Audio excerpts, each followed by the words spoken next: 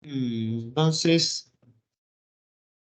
bueno, si la clase pasada vimos qué son las convoluciones, vamos a ver cómo es una convolución multidimensional, porque generalmente no vamos a trabajar con fotos en blanco y negro, bueno, puede ser igual el caso, pero nosotros cada vez que sacamos una foto, no sé si lo sabían, por las dudas, dato de color, creo que la mayoría ya lo sabe, tiene una componente rojo, verde y azul, ¿no? Entonces la podemos componer en una matriz de rojo, una matriz de verde y una matriz de azul. Igual vamos a indagar un poquito más en esto más adelante. Entonces, analizamos cómo se computa la convolución multicapa, o sea, cuando ya tenemos más de una sola capa, y entender cómo se estructura una red convolucional.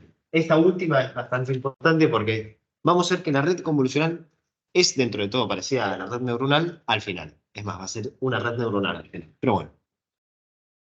Entonces, la convolución en volúmenes simplemente lo que hace es extender el filtro a la cantidad de canales que tenemos. Los canales va a ser la cantidad de capas, si así quieren decirlo, que va a tener nuestra entrada. Entonces acá, por ejemplo, veíamos, bueno, el pizarrón muestra cómo tenemos 3 capas, o sea, 3 canales. Entonces la notación va a cambiar. Ahora tenemos una matriz 5, porque tiene ancho 5, por 6, altura 6, por 3, tiene 3 canales. Vamos a hacerlo con otro bloque. Tengo el canal 1, 2 y 3. Y bueno, justo, bueno, no diría justo, pero cuando sacamos una foto, como había dicho, vamos a tener un canal rojo, verde y azul. ¿Saben qué? Azul y rojo.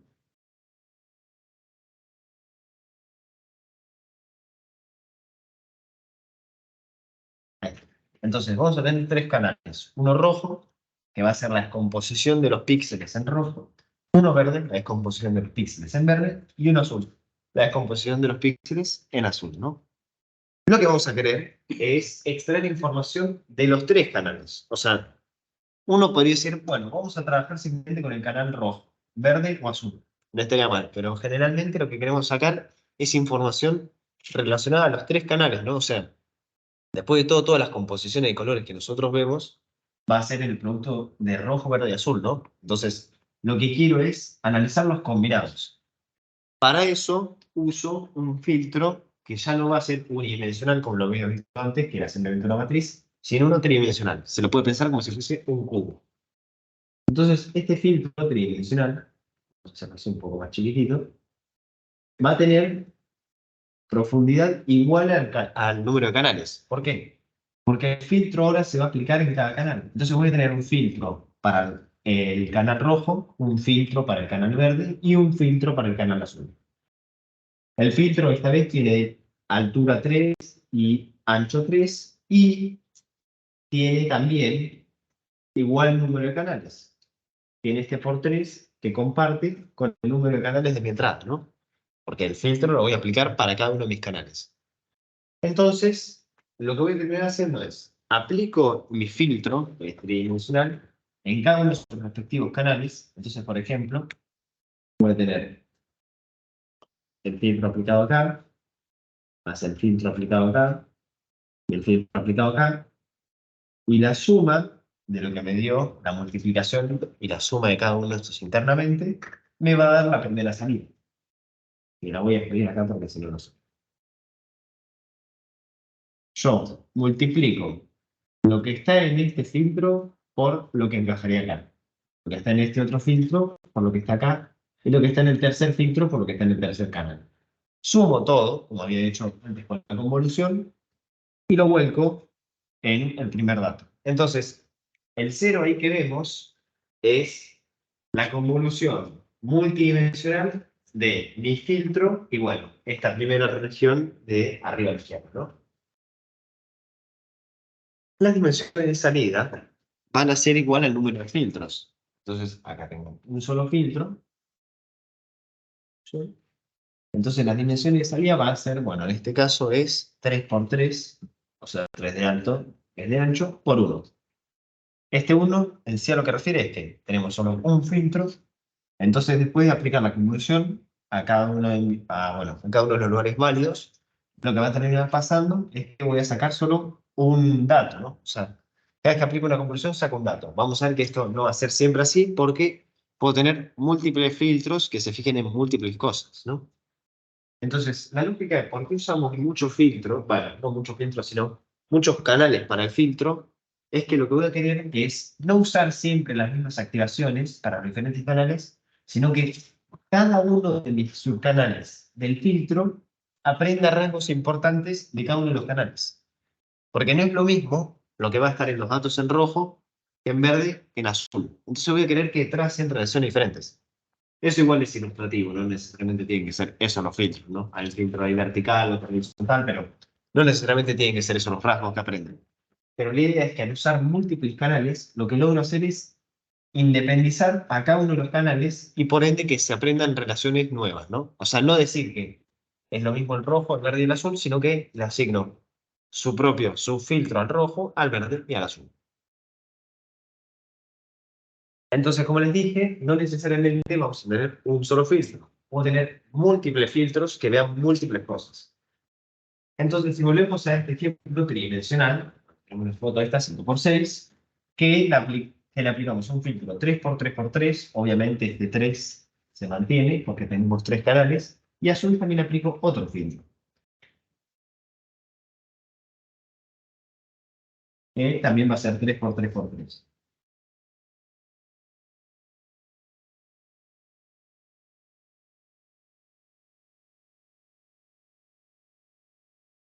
Bueno, el ancho y el alto de los filtros generalmente se preservan. Según lo que vi por ahora, nadie usa filtros de diferentes dimensiones para una misma capa, ¿no? Porque acá estamos técnicamente hablando de que vamos a aplicar un filtro 3×3 y después otro filtro 3×3, entonces esto que va a terminar pasando. Este filtro va a empezar sacando este primer valor. Y este otro filtro va a sacar otro valor. Pero no se van a sumar estos valores, sino que se van a apilar. Entonces la salida de la convolución de este otro filtro y mi entrada es esta, la voy a ver diagramada acá, ¿no? Entonces, cada vez que yo uso un filtro diferente, voy a tener una capa más. Entonces, por ejemplo, acá tengo dos filtros, mi salida va a tener una profundidad de 2. Ya no va a ser 1, va a ser 2. Porque tengo dos filtros que van a estar viendo cosas diferentes en cada una de las capas. O sea, el filtro amarillo para la capa roja va a estar viendo cosas diferentes, como se ve porque tiene diferentes números, que el filtro turquesa. El filtro amarillo y el filtro turquesa, al aplicar la convolución en toda mi entrada, van a terminar sacándome una salida que es bidimensional, porque el filtro amarillo va a estar viendo unas cosas, va a ser lo que ya explicamos, de aplicar la convolución multidimensional y sumar, y el filtro turquesa va a estar haciendo exactamente lo mismo, pero entre el amarillo y el turquesa, por así decirlo, no se ven. O sea, el amarillo no se suma nada, no toca el turquesa y el turquesa no toca el amarillo. ¿Para qué querés vos? Por si quiero, o sea, imagínate que vos querés sacar, tipo, cosas diferentes, o sea, información diferente de cada una de mis capas, pero a su vez también quiero sacar de la misma capa información diferente. Porque imagínate, no estamos recién, digamos que vamos a aplicar solo una red, o sea, solo una convolución, vos vas a querer sacar, por ejemplo, información sobre. No necesariamente puede ser esto lo que aprendas, pero muy probablemente en los primeros filtros vas a aprender a detectar bordes horizontales, bordes verticales, capas que curvas. La curva es bastante compleja para que se aprenda, pero bueno, se puede aprender curvas, líneas diagonales en otro sentido, y rectas aleatorias. O sea, vas a aprender un montón de rasgos de bajo nivel, ¿no? O sea, cosas bien chiquititas, como si fuese un borde. Un borde es algo bastante de bajo nivel. ¿Qué pasa? Si yo solo uso un filtro, voy a poder sacar solo uno de estos datos. Por ejemplo, un borde en diagonal. Al usar múltiples filtros, lo que habilito es que se aprendan muchas características, ¿no? Entonces, que se saque mucha información de una misma capa. Entonces, el filtro amarillo capaz que se está fijando en diagonales, mientras que el turquesa se está fijando en bordes horizontales, por decir algo. No necesariamente tiene que ser eso, pero eso se lo dejamos a la red para que lo aprendan sola. ¿Se entendió entonces por qué uso múltiples filtros? Y se entendió por qué la salida es más de una dimensión. No sumo, o sea, muy importante, entre diferentes filtros, estos son diferentes filtros, por eso tienen diferente color, no se suman y es como que uno no ve al otro. Mientras que en el mismo filtro, todo se va a sumar, porque es como si fuese un cubo que lo comprimo, ¿no? O sea, si lo quieren ver, volvemos a la diapositiva anterior, tengo un cubo bidimensional que lo achato todo, lo comprimo y me da solo un valor. O sea, por cada filtro me va a volver un solo valor en cada una de mis etapas de la convolución. Pero ese valor no es ni rojo ni azul. ¿Qué es? Es la combinación de los tres. O sea, es información combinada que se sacó del rojo, verde y azul. Uno diría, es bastante abstracto el concepto este, por eso que le dejas a la red que ella aprenda los valores que tiene que poner los pesos para que la salida sea buena. O sea, estos filtros que les digo que se aprenden acá, no necesariamente tienen que ser los que se aprendan, porque técnicamente lo que se va a aprender es lo que minimiza el costo. Entonces, si ahí conviene tener números cualquiera, que no se entienden, 17.4, 8.2, menos 20, 50, nosotros poco vamos a poder entender qué estaría pasando, porque en realidad lo único que está pasando es que a nivel general todo se está optimizando para minimizar el costo. O sea, volvemos a la regresión de gradiente. La red tiene el único objetivo de minimizar el costo y para eso lo que va a ir actualizando son los pesos estos de los filtros, los kernels, como quieran llamar, para que el costo sea el mínimo. Entonces, la suma de estos tres tiene que sacarme algo que después encima lo que use el siguiente, porque va a haber otra convolución y otra convolución, ayude a minimizar el costo. Entonces, todo se va a ir optimizando para que converja al mínimo. Como tal, la suma de los tres no representaría uno, ¿no? Porque ¿qué tiene que ver? O sea, el rojo, verde y azul, a lo sumo lo que podríamos ya interpretar es que se está detectando, no sé, un borde diagonal en rojo, una línea horizontal en azul y una línea vertical en verde. Y todo eso con el cero. Y todo eso está representado en ese cero, por ejemplo. Bueno, no necesariamente, o sea, el cero no tiene toda esa información, sino que el cero y los de su alrededor. Exacto. O sea, todo lo que me saque, todo el cero, el 25, el 43, el 54, el 48, igual esos no son valores reales. O sea, no es que apliquen la conclusión posta, son simplemente ilustrativos. Pero la idea es que todo ese conjunto va a estar dando información sobre la imagen. Por ejemplo, si había una curva o qué estaba pasando en la foto en esa parte. Porque voy a estar combinando los tres, en rojo, en verde y en azul. Voy a estar combinando los tres en uno.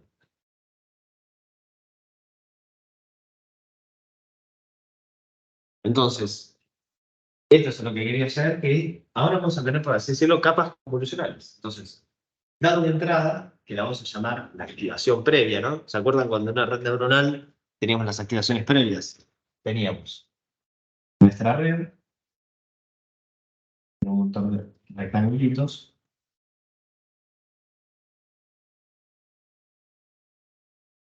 y si a esta la llamamos la capa L, esta va a ser la capa L-1, ¿o no? Esta era la capa actual y esta era la capa previa. Entonces, estas iban a ser las activaciones AL y estas son las activaciones AL-1. Hasta ahí estamos todos de acuerdo, ¿no? Entonces, en la red convolucional es exactamente el mismo concepto, pero con las convoluciones. Entonces, la entrada previa, que va a ser lo que sacaron los filtros previamente, o por ejemplo en este caso, porque es recién la foto, va a ser técnicamente la foto descompuesta en RGB, va a ser AL-1, va a ser las activaciones de la capa previa. Recuerden que la entrada, acá, la X, es lo mismo que hablar de A0, ¿no? A X y A0 son lo mismo porque X era como que eran las preactivaciones de una capa no existente. O sea, era una capa que no hacía nada, que te manda directamente las X. Entonces tenemos las activaciones de la capa previa, los pesos, que van a ser lo que está en los filtros. Entonces, los pesos de la capa actual va a ser lo que se encuentra en los filtros. La Z, ¿se acuerdan? Era como la preactivación, va a ser bueno, lo que sacaron cada uno de mis filtros. Entonces es el rectangulito este amarillo y el rectángulo este turquesa. Y además le tengo que sumar la P. ¿Se acuerdan del bias ¿qué hace? ¿No lo escuchamos? Bueno, el bias vuelve y va a ser simplemente un parámetro también aprendible, pero es una constante. Entonces, ¿qué pasa? Tenemos nuestra matriz de salida, por ejemplo, ahí tenemos la amarilla, una matriz 3 por 3, y a esto le tengo que sumar un bias. Entonces, ¿qué va a pasar? Cada uno de estos elementos se le va a sumar una B. Y eso me va a dar la C. Si se dan cuenta, la B se comparte para las dos. O sea, la B, ¿se acuerdan que era la misma? Bueno, la B en este caso se comparte para los dos o no. Bueno, no cambia mucho porque el bias total no es lo que importa. Lo que más importa son los pesos no se comparten. Así que bueno, si quieren elegir compartir el bias o no, creo que algunos frameworks te lo dejan, otros no, otros te dicen que son independientes, pero no. Digamos que en este caso los bias no se comparten, entonces tengo un bias para mi matriz amarilla y un bias para mi matriz turquesa. La suma del bias y la matriz me va a dar la preactivación Z. Recuerden que igual esto va a estar en dos dimensiones. Esto va a ser multidimensional. ¿Por qué? Porque tengo la turquesa y la amarilla. Eso va a ser técnicamente la Z. Y entonces, para computar la activación, lo único que hago es paso todo esto por una función de activación que yo elija. ¿Se acuerdan de la función de activación sigmoid, softmax y todas esas? Teníamos, por ejemplo, la relu, que era así. Entonces, si era menor a 0, bueno, esto sería 0. Si era menor a 0, me daba 0. Y si era mayor a 0, me daba el mismo número. La lineal, que era literalmente me daba el mismo número de entradas. La sigmoid, que era una S, que iba de 0 a 1. Y la tanh, que iba de -1 a 1. Era como una sigmoid desplazada, ¿se acuerdan? Entonces, lo que hago es aplico la función de activación a cada uno de mis parámetros. Entonces, perdón, a cada uno de mis valores de las preactivaciones. Entonces, en cada uno de esos valores, por ejemplo, en el 0, en el 25, en el 43, en el 54, 98, 12, y así le aplico la función de activación. Entonces, si nos damos cuenta, vamos a entrar con estas dimensiones que son 3 por 3 por 2, tengo las dos capas, y voy a salir también con 3 por 3 por 2, porque no, técnicamente no apliqué ninguna operación que vaya a reducir el tamaño, ¿no? Lo único que hice fue, a cada uno de los valores le apliqué la función de activación.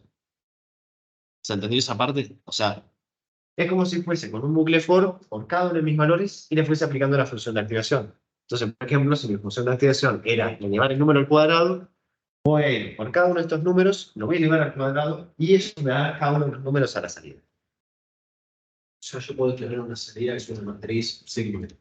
Exacto. O sea, puedes, por ejemplo, o sea, puedes ponerle esta G en sí para generalizar de que le puedes mandar cualquier función matemática. O sea, le puedes poner, no sé, x cuadrada. Entonces, ¿qué va a pasar? Vas a ir por el 0, bueno, 0 más b, lo vas a elevar al cuadrado, 25 más b, lo elevas al cuadrado, 43 más b, lo elevas al cuadrado, y así.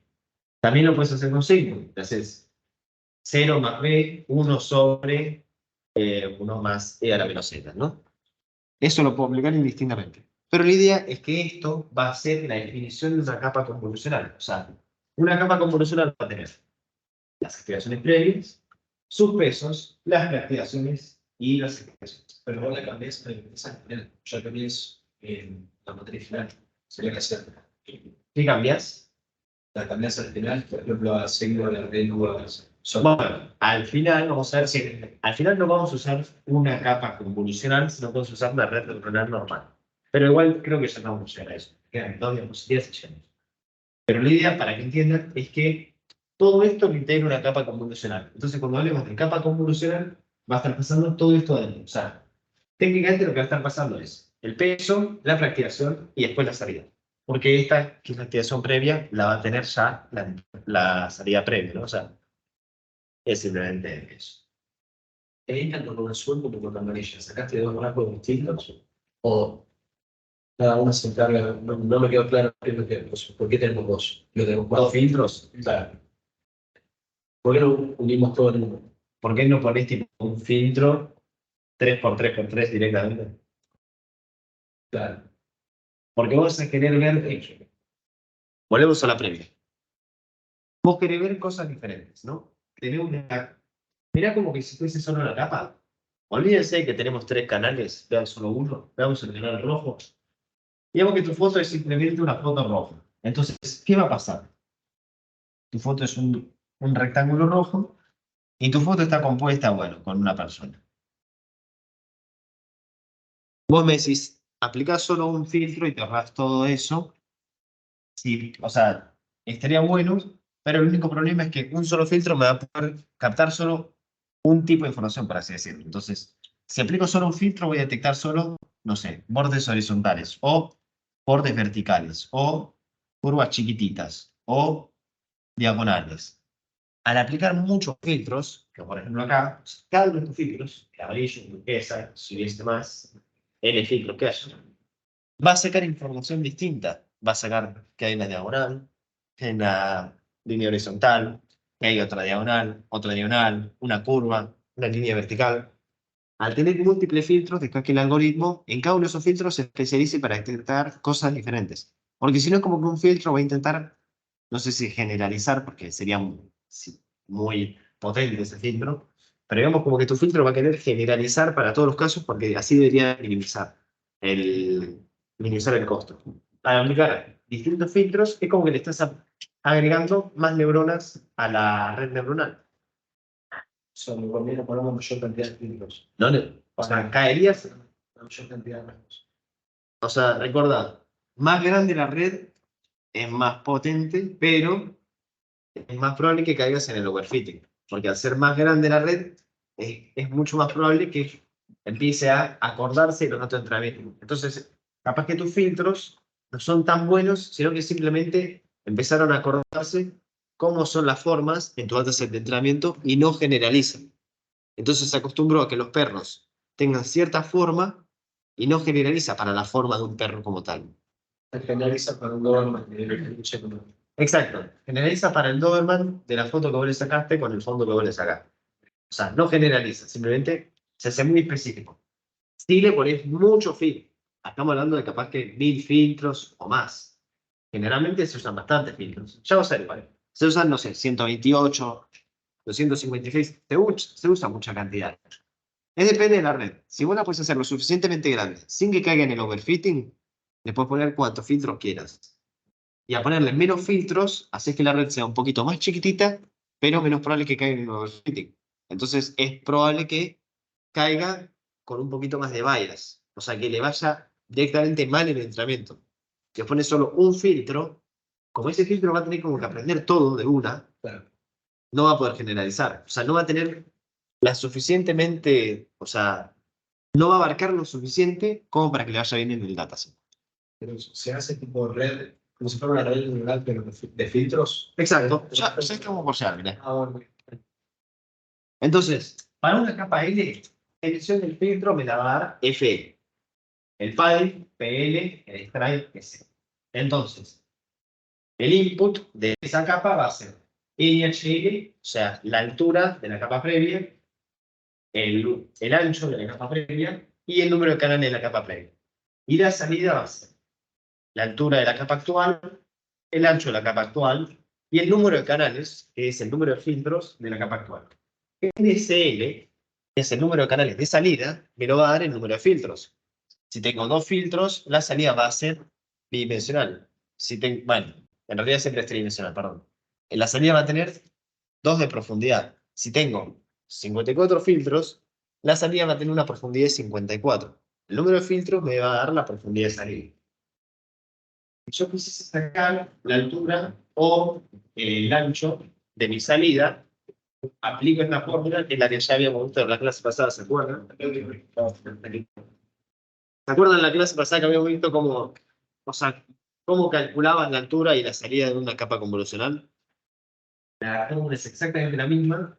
Entonces depende si estás calculando la altura o el ancho. Bueno, la altura es la altura previa más 2 por el padding menos el filtro sobre el strike más 1. No hace falta que se la acuerden, la verdad la ponen en el online. Pero la idea es que el ancho y el alto de la capa actual, o sea, de la salida de la capa actual, la primera. Del ancho y del alto de la capa previa, del padding, del filtro, del extraer. Y bueno, el uno. Las activaciones van a ser del mismo tamaño que mi salida. ¿Por qué? Porque mi salida técnicamente son mis activaciones. Entonces, mis activaciones van a ser NHL, NWL y NCL.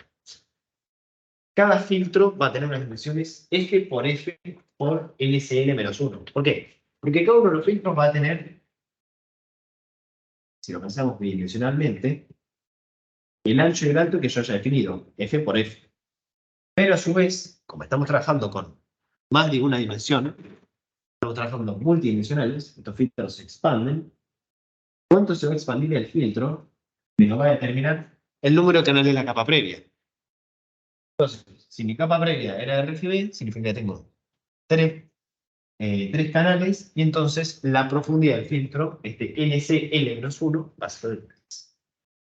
Los pesos, bueno, voy a tener esta cantidad de pesos, que vendría a ser la altura, el alto de mi capa actual, por lo que tenía en la capa previa, porque el filtro se va a expandir, o sea, dando una profundidad de la capa previa, y de la capa actual. Este NCL significa que, como tengo NCL filtros, voy a repetir este proceso NCL veces, ¿no?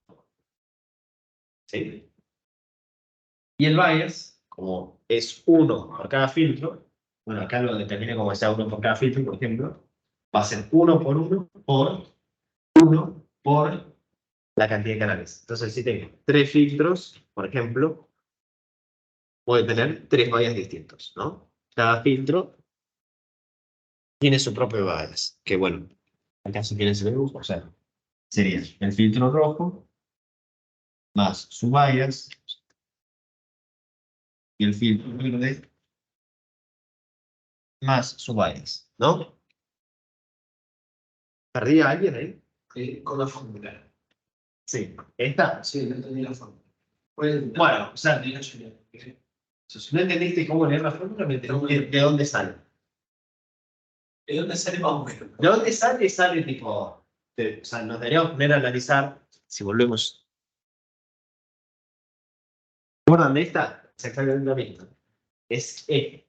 Es o sea, la altura, o bueno, el ancho, porque esto es ancho, esto es altura, de mi salida va a ser la entrada, L, más 2 por el padding, 2 veces el padding, porque el padding ven que se expande para la derecha y para la izquierda. Sí. Menos el filtro, o sea, el tamaño más grande el filtro, más chiquita es la salida, porque el filtro abarca más, sobre el stride, o sea, cuánto me voy moviendo, más 1. Nunca me puse a analizar mucho el desarrollo manual de eso, porque la verdad que no, o sea, no te va a cambiar la vida saber de dónde sale esto, creo. Capaz que sí, yo sí entiendo lo que es una más. Pero bueno, o sea, la verdad yo por última usaría la fórmula, entonces veo cómo se me va comprimiendo la salida. Igual, y esto es bastante importante, los frameworks de desarrollo, o sea, Keras, TensorFlow y PyTorch, por ejemplo, cuando haces una red neuronal, te dicen qué dimensión es la salida. Entonces, este cálculo no es tan necesario. O sea, cuando haces una red convolucional, te van diciendo las dimensiones de la salida. Entonces, este cálculo está bueno tenerlo a mano, pero no va a cambiar mucho. Sí. En la parte de bias, no entendí cómo se distribuyen tipo esos valores. ¿Son siempre uno o es uno por cada bias o filtro que se apliquen? ¿Eso se entiende? O sea, es buena la pregunta. El bias es cada uno por cada filtro, ¿no? Entonces, acá, por ejemplo, tenía 2 filtros, tengo dos bias distintos. Debía haber cambiado el color a 60. Voy a tener un bias para mi salida amarilla y un bias para mi salida turquesa. Son 2 bias totalmente distintos. El bias, igual, es solo un numerito, es una escala, que se lo voy a sumar a cada uno de mis números de mi salida, ¿no? Entonces, al 0, al 25, al 23, 54, al 28, al 12, todo eso lo tengo que sumar el bias de la matriz amarilla. Y el bias de la matriz turquesa se lo tengo que sumar al 12, 25, 83. Y así, ¿no? Y a lo que quería llegar es que después vamos a hacer una red convolucional completa en la que entramos con una foto, por ejemplo, esta sería una foto no sería la tecnología adecuada, muy positivo, lo que yo buscaría las Pero- estrategias. Es efectivo. Entonces, entramos con una foto, por ejemplo. Este es un numerito. Capaz que trabajemos con este antes y después. Entonces, tengo 28 por 28, 28 altura, 28 de ancho y un solo canal. ¿Por qué? Porque es blanco-negro. Ahí termina. Esto lo mandamos a una convolución que tiene un kernel o un filtro 5x5. Entonces tengo un filtro 5x5 que se lo voy a aplicar a mi foto.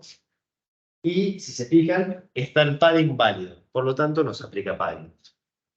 Mi salida va a ser 24 por 24 por N1. N1 la dejó ahí picando, entonces nosotros elegimos cuántos filtros aplicamos. Fíjense que nosotros pasamos de una foto unidimensional, tenemos solo una dimensión, a un montón de matrices, pero tridimensionales. ¿Se nota cómo es que están tipo un montón de matrices apiladas? ¿Lo ven? Eso es porque se aplicó esa cantidad de filtros. Nunca me puse a contarlo, pero bueno, yo estimaría que son bastantes.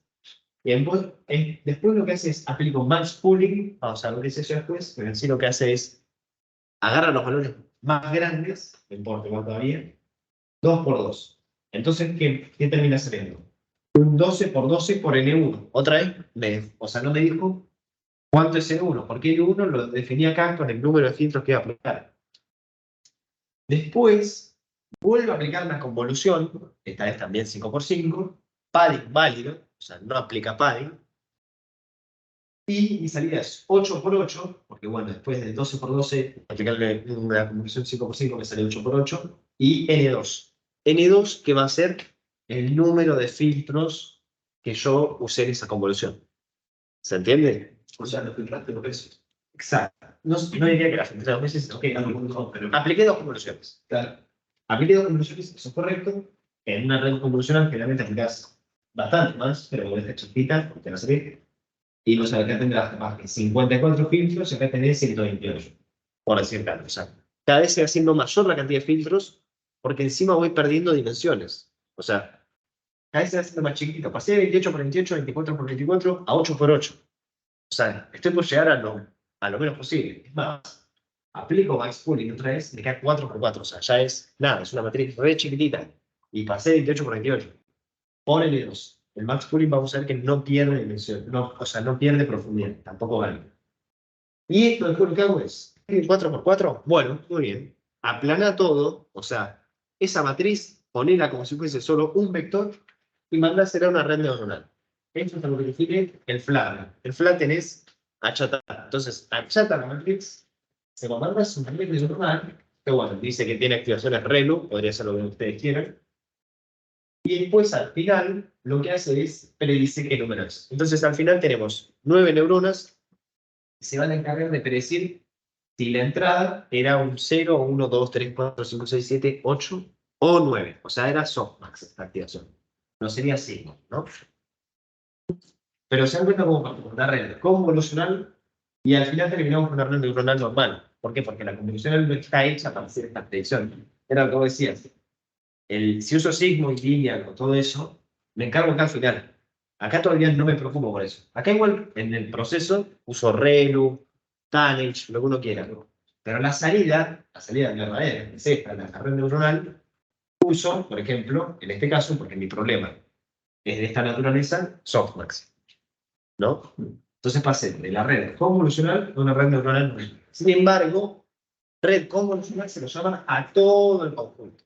Cuando hablamos de red convolucional, hablamos de todo. O sea, cuando hablamos de red convolucional, es implícito que al final siempre tenemos una red neuronal. O sea, todos ya asumen que al final tenemos una red neuronal porque no habría otra forma, sino de, bueno, hacer esta salida. Vuelvo a hacer después que hay una forma de trucarlo, que no está nada mal, pero bueno, no es lo que queremos hacer. A lo que iba, al final, esto va a ser re simple, con eso termino. El pooling.